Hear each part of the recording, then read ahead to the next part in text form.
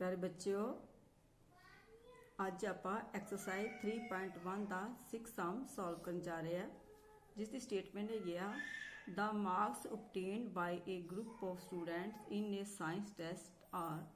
हाँ जी, इसका मतलब की है वा साइंस टैसट विच विद्यार्थियों के एक ग्रुप द्वारा प्राप्त किए गए अंक। हाँ, जो प्राप्त किए गए अंक आउट ऑफ 100 चो आ, ठीक है। यह प्राप्त किए गए अंक, ठीक है, ये जोड़े अंक ये 100 विचों ले गए हैं। हाँ जी, पहला है आप को 85, 76, 90, 85, 39, 48, 56, 95, 81, 75, ठीक बच्चों। हाँ जी, ये रिलेटिव भी थले 3 पार्ट तुहानू पूछे गया, इन्हों के आप आंसर देने गए। फर्स्ट पार्ट है highest and lowest marks obtained by student. हाँ जी, इसका की मतलब होया कि विद्यार्थियों द्वारा हाईएस्ट मार्क्स ते लोएस्ट मार्क्स आप दसने भी किन्ने प्राप्त हुए। हाँ स्टूडेंट्स, हम देखो सानू दिस मार्क्स गिवन, ठीक है। इनू पहला आप की करांगे, इनू असेंडिंग ऑर्डर च अरेंज कर लांगे, ठीक है। उहदे नाल सानू छेती पता लग जाता वा कि लोएस्ट मार्क्स केड़ा है और हाईएस्ट मार्क्स केड़े है, ठीक है। हुण मैं इनू असेंडिंग ऑर्डर च लिख दिता, arrange the marks in ascending order, ठीक बच्चों। हाँ जी, देखो असेंडिंग ऑर्डर च असेंडिंग ऑर्डर किस तरह लिखा जाता है। सब तो पहला हाँ जी, सब तो पहला मतलब आप छोटा नंबर लिखांगे, फिर उस तो वड्डा, नैक्सट उस तो वड्डा, इसी तरह लास्ट तक आप इनक्रीज करते जावांगे, ठीक है बच्चों। हाँ जी, हुण देखो इत्थे सानू असेंडिंग ऑर्डर च लिखना पता लग गया कि 39 सब तो छोटा मार्क्स आ और 95 हाईएस्ट मार्क्स आ, ठीक बच्चों। हुण क्वेश्चन सानू पूछा ही हाईएस्ट मार्क्स किहड़ा है, सानू जल्दी पता लग गया कि 95 हाईएस्ट मार्क्स आ, ठीक है। इसका लोएस्ट मार्क्स किहड़ा है गया 39 लोएस्ट मार्क्स आ बच्चों। इन्ना तुहानू पता ही है कि नंबर वड्डा किहड़ा ते छोटा किहड़ा। Range of the marks obtained। हाँ जी बच्चों, आप रेंज बारे पहला भी गल कर चुके हैं। रेंज की होंदी आ, रेंज मतलब विचलन सीमा, मतलब प्राप्त किए अंकों की आप रेंज फाइंड करनी है। और तुहानू मैं पहला फार्मूला ये बारे लिखाया भी है बच्चों। हुण देखो इस तरह कढ़ी जाती रेंज।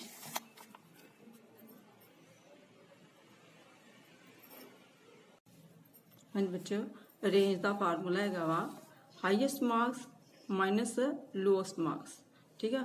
अपन हाईएस्ट मार्क्स का पता है कि 95 आ, आप हाईएस्ट मार्क्स फिल करते हैं। लोएस्ट मार्क्स का भी अपन पता वा 39 आ, वही फिल करते हैं। 95 जो असी जो माइनस 39 माइनस करांगे तो कितना आ जाएगा 56 बच्चों, ठीक है। हुण जिसका इस तो फर्स्ट पार्ट पूछ लिया है, ठीक है। हाँ, जिसका एग्जाम च सीधा सैकेंड पार्ट ही पूछा जाए तो यदा मतलब कि तुहानू फर्स्ट पार्ट भी नाल करना पैना कि तां ही तुहानू पता हो कि हाईएस्ट मार्क्स किहड़ा ते लोएस्ट मार्क्स किहड़ा है, ठीक बच्चे। हाँ, third part mean marks obtained bye group, group द्वारा प्राप्त किए गए मीन मार्क्स फाइंड करने अपन। हाँ बच्चों, तुहानू मीन का पहला फार्मूला लिखाया है वा मीन मार्क्स। हाँ, की फार्मूला होंदा sum of all marks over number of marks, ठीक है। हुण सानू मार्क्स किहड़े दित्ते सी दिस 85, 76, 90 सो ऑन दिस, ठीक है। इसका मतलब कि इन्हां सारिਆਂ ਨੂੰ ਆਪਾਂ ਕੀ ਕਰਾਂਗੇ प्लस, ठीक है। हुण ਇਹ मैं लिख दिता है और साइन विच प्लस का पाउणा हैगा। ਇਹ नहीं है भी तुसीं इत्थों स्टेटमेंट पढ़ो ते इत्थे कूमे पए ते तुसीं कूमे पाई जाओ, नहीं, क्योंकि जो आप सम कहता प्लस इसका मतलब कि विच आप साइन काहदा पावांगे प्लस का ही पावांगे। हाँ बच्चों देखो इस मार्क्स किन्ने गया 1 2 3 4 5 6 7 8 9 ते 10। इस गला वेखो ना आप इनू कितना डिवाइड किया वा 10 दे नाल, ठीक बच्चों। हाँ जी, हुण इन्हां सारिਆਂ ਨੂੰ प्लस करके साडे को आ गया मतलब 730, ठीक है। तो 10 नाल डिवाइड करना सी, 0 कैंसिल हो गई, साडे को आ गया 73 आंसर, ठीक बच्चों। Hi Samsung, the enrollment in a school during 6 consecutive years was as follows। ਹਾਂਜੀ, ਇਹਦਾ ਮਤਲਬ ਕੀ ਆ ਕਿ 6 ਲਗਾਤਾਰ ਸਾਲਾਂ ਵਿੱਚ ਇੱਕ ਸਕੂਲ ਦੇ ਵਿਦਿਆਰਥੀਆਂ ਦੀ ਸੰਖਿਆ ਹੇਠ ਲਿਖੇ ਅਨੁਸਾਰ ਹੈ। ਠੀਕ ਹੈ, ਇਹ ਮਤਲਬ ਕਿ ਸਕੂਲ ਦੀ ਇਨਰੋਲਮੈਂਟ ਦੱਸੀ ਗਈ ਆ ਦਿਸ। ਠੀਕ ਹੈ, 6 ਸਾਲ 1 2 3 4 5 6। ठीक है, हाँ जी। Find the mean enrollment of school for this period. हाँ जी, इस समय दौरान स्कूल की मेन इनरोलमेंट आप की करनी आ, फाइंड करनी आ। मेन का तुहानू फार्मूला बार बार हर सवाल च दस्सिया गया बच्चों। हाँ जी, हुण तुसीं सोचो कि मेन का की फार्मूला हुंदा है। तुसीं 2 मिनट ला के अपने दिमाग सोचो कि तुसीं ये सवाल कढ सकदे कि नहीं कढ सकदे। ठीक है, सोच लिया, पता लग गया किस तरह कढ़ना वा। काफ़ी बच्चों नूं आपे ही कढ़ना आउंदा होगा, पर वेखो मैं एक एक सम करवा रही आ कि तुहानूं चंगी तरह मीन रेंज सब कुछ चंगी तरह कटना आ जाए। ठीक बच्चों, सम आप सॉल्व करन जा रहे हैं। ठीक है, यह मीन का फार्मूला लिखा गया वा। ठीक है, हुण मीन च की क्या है आपां सम ऑफ ऑल ऑब्जरवेशन, इत्थे की है इनरोलमेंट। ठीक है बच्चों, तो नंबर ऑफ इनरोलमेंट। ठीक है, सारे की करना आप प्लस एज दिस। ठीक है, ए को प्लस का साइन पा दिता, प्लस करके आपको आ गया दिस। ठीक है, हाँ जी, ये कितना है 1 2 3 4 5 6। हाँ जी, ओवर की होना साढ़े को फिर 6। ठीक है, आ गया 6 बच्चों। हाँ जी, इसका मतलब कि हम प्लस करके दिस आ गया, तो थले आप 6 आ 6 ना डिवाइड किया, साढ़े को आ गया दिस। हाँ बच्चों, 8 सम। The rainfall in the city on the 7 days of a certain week was recorded as follows। ठीक है बच्चों, हाँ जी, ਇਹਦਾ ਮਤਲਬ ਕੀ ਆ ਕਿ ਇੱਕ ਸ਼ਹਿਰ ਵਿੱਚ ਕਿਸੇ ਖਾਸ ਹਫ਼ਤੇ ਦੇ 7 ਦਿਨਾਂ ਦੀ ਵਰਖਾ ਹੇਠ ਲਿਖੇ ਅਨੁਸਾਰ ਰਿਕਾਰਡ ਕੀਤੀ ਗਈ ਹੈ। ਠੀਕ ਬੱਚਿਓ, ਹੇਠ ਲਿਖੇ ਅਨੁਸਾਰ ਮਤਲਬ ਦਿਸ ਟੇਬਲ।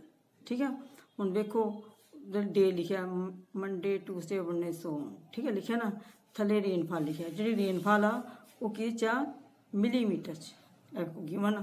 ठीक है, हाँ जी बच्चों, वेखो इसका मंडे 0.0 मिलीमीटर, ट्यूसडे नू 12.2 मिलीमीटर, वनडे 2.1 मिलीमीटर, थर्सडे नू 0.0 मिलीमीटर।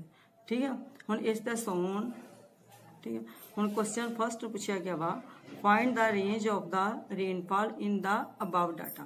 अबव डाटा मतलब जिहड़ा उपर टेबल दिता गया वा, उपर दिते जिहड़ा टेबल आ वो च रेनफॉल दी आपां की दसनी आ रेंज। ठीक बच्चों, हुण आपां रेंज फाइंड करांगे। रेंज का फार्मूला सारे बच्चों नूं आंदा है ना। पहला वेखें की हुंदा रेंज का फार्मूला। सब तो पहला सी जिहड़ा आपां नूं टेबल दिता गया सी उन्हां नूं आपां असेंडिंग ऑर्डर च लिखांगे। ठीक है, ए देखो असेंडिंग ऑर्डर च लिखा गया।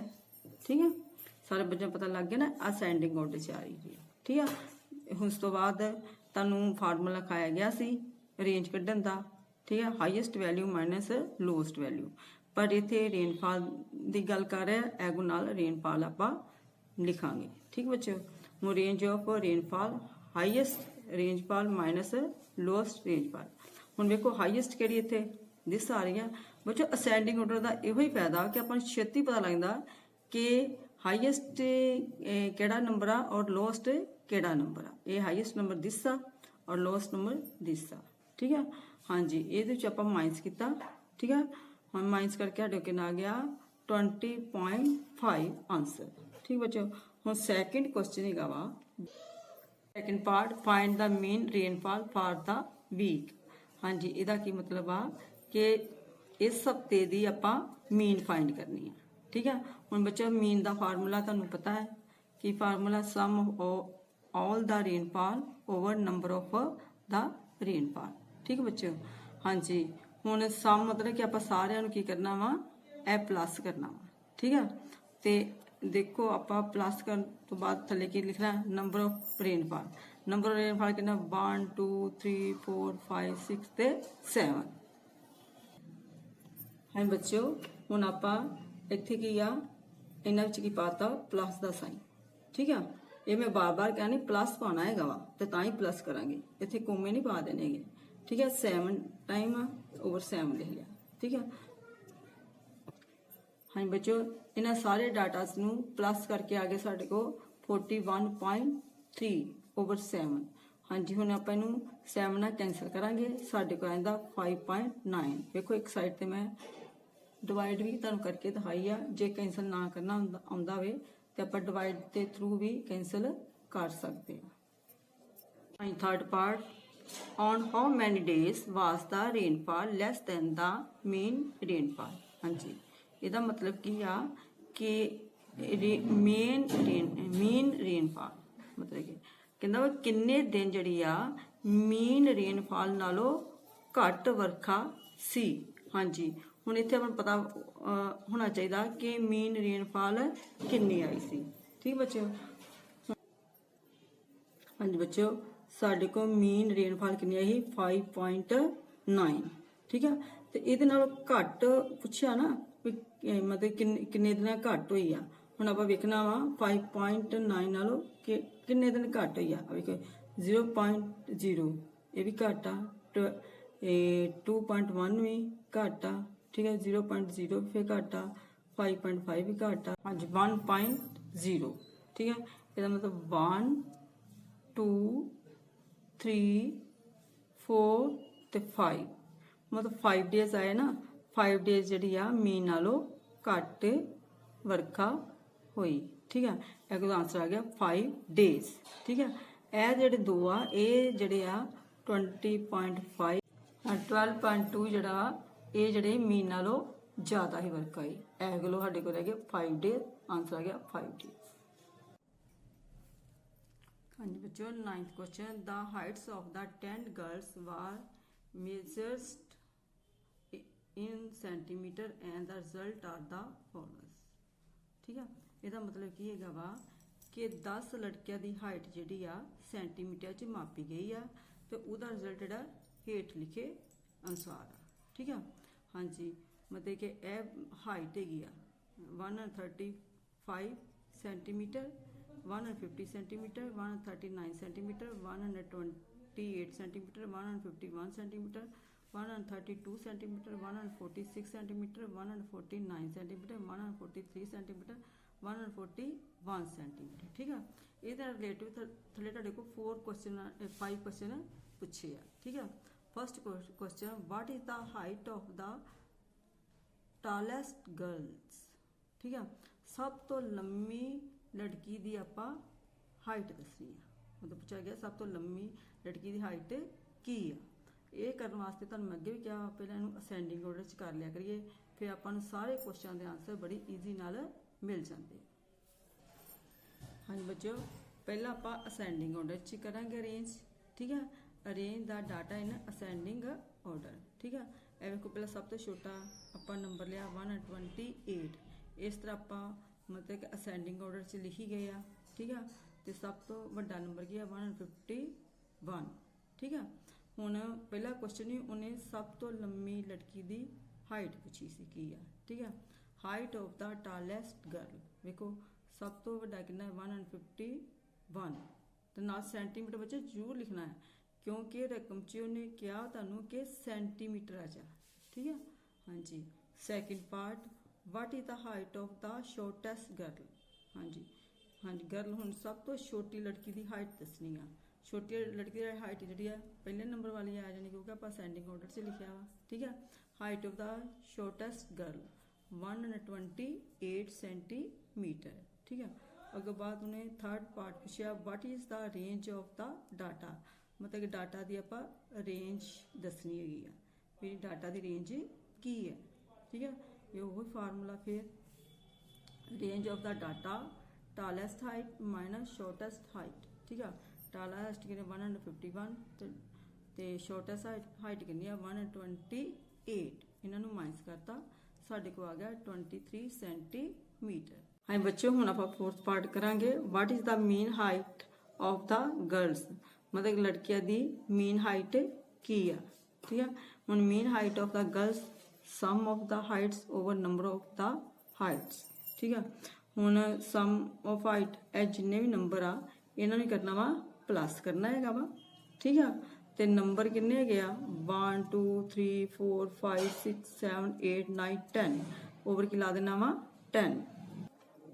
ਅੱਛਾ ਹੁਣ ਬੱਚੋ ਆਪਾਂ ਇਹਨਾਂ ਸਾਰਿਆਂ ਨੂੰ ਪਲੱਸ ਕਰ ਲਿਆ, ਸਾਡੇ ਕੋ ਮਤਲਬ ਕਿ ਦਿਸ ਆ ਗਿਆ, ਠੀਕ ਹੈ। ਇਹਨੂੰ 10 ਨਾਲ ਡਿਵਾਈਡ ਕੀਤਾ, ਆਪਾਂ ਕੋ ਦਿਸ ਆ ਗਿਆ, ਠੀਕ ਹੈ। मतलब 141.4 सेंटीमीटर, सेंटीमीटर जरूर लिखना है बच्चों। हाँ जी, अगो आगे fifth part, how many girls have the Heights more than the mean height, ठीक है। कहना मीन हाइट नालों किन्नियां लड़कियां दी वध हाइट आ, ठीक है। हुण सानू पता कि मीन कितना आ गया, हाँ जी मीन आपां को आ गया 141.4, ठीक है। तो क्वेश्चन जी पूछा कि मीन नालों ज़्यादा हाइट वाले लड़कियां दी गिनती। हुण आपां वेखना वा कि इहदे नालों किन्नियां लड़कियां दी वध हाइट आ, ठीक बच्चों। हुण वेखिए आपां गिनिए किन्नियां इस तों वध आ, ए मीन नालों वध आ 1, ठीक है। उस तो बाद आ गया 2, उस तो बाद 3, उस तो बाद 4, उस तो बाद 5, ठीक है। जिहड़ी 5 लड़कियां वा ਉਹਦੀ ਹਾਈਟ ਜਿਹੜੀ ਆ 141.4 ਨਾਲੋਂ ਵੱਧ ਸੀ। ਇਹ ਕੋਲ ਆਨਸਰ ਆ ਗਿਆ 5 girls have heights more than the mean height. ਇਹਦੇ ਨਾਲ ਤੁਹਾਡੀ 3.1 ਐਕਸਰਸਾਈਜ਼ ਕੰਪਲੀਟ ਆ ਬੱਚਿਓ। ਇਹਨੂੰ ਨਾਲ ਹੀ ਰਿਵਾਈਜ਼ ਕਰਨਾ, ਇਹ ਨਹੀਂ ਆ ਵੀ ਤੁਸੀਂ ਕਾਪੀਆਂ ਤੇ ਉਤਾਰ ਲਿਆ ਵਾ ਓਕੇ, ਨਹੀਂ, ਰਿਵਾਈਜ਼ ਕਰਨਾ ਬਹੁਤ ਹੀ ਜ਼ਰੂਰੀ ਆ। ਤੁਸੀਂ ਆਪਣੀ ਇਮਾਨਦਾਰੀ ਨਾਲ ਰਿਵਾਈਜ਼ ਕਰਨਾ ਵਾ, ठीक है। नाल रिवाइज करते जाओगे तो ये तुहाडा ही काम सौखा हो जाएगा, फिर एकदम तुहाडे ते बर्डन ना पऊगा। Thank you.